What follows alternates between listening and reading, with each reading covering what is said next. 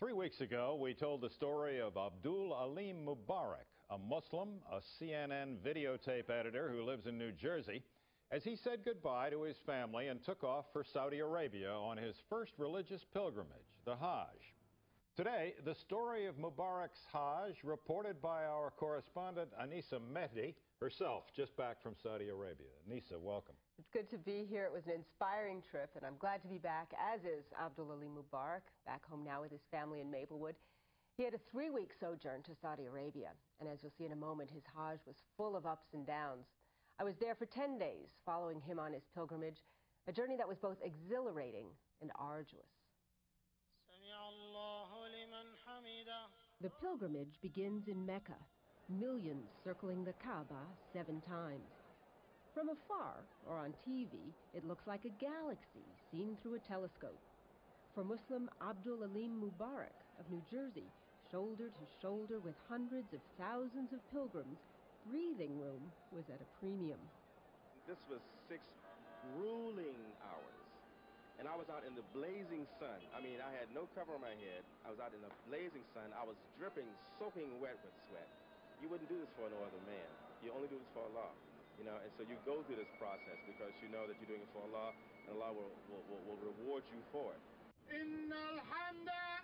The ultimate goal of the Hajj is a valley called Arafat, a few miles to the west. En route, pilgrims spend the night at this city of tents called Mina, preparing for a one-on-one with God. When we go to Arafat, where it has been reported that where Adam and Eve met, we go back to our origins. We go back to our spiritual origins, and we go back to our human origins.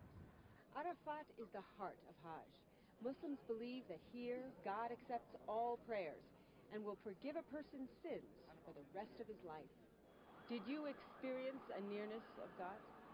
Yeah, I did. When I was making my supplications, the idea that my sins have already been forgiven and I'm feeling fresh and renewed as a new person, it's an incredible contemplation. From Arafat, the millions move to Muzdalifah, a place to gather pebbles the size of lentils. These will be thrown at stone pillars that symbolize Satan. According to the Quran, Satan taunted Abraham, telling him to ignore God's commandment to sacrifice his son. Abraham drove Satan away with stones. Muslims reenact Abraham's faithfulness, throwing stones, symbolically, at the many Satans who bedevil their daily lives and threaten society. It was at the Jumarat, the place of stoning, that pilgrims died this year in a crush to complete the rituals on the last day of Hajj. Religious fervor created a rush. These people aren't there to hurt you. You know, it's not like you're trying to find a seat on the subway in New York. Their passion, their zeal is to worship God. Back in Mecca, the transformative power of his spiritual journey has begun to stir in Mubarak. I will pray to Allah for forgiveness. I'll pray to Allah for guidance. I'll pray to Allah for health. I'll pray to Allah for wealth. I'll pray to Allah to increase my faith.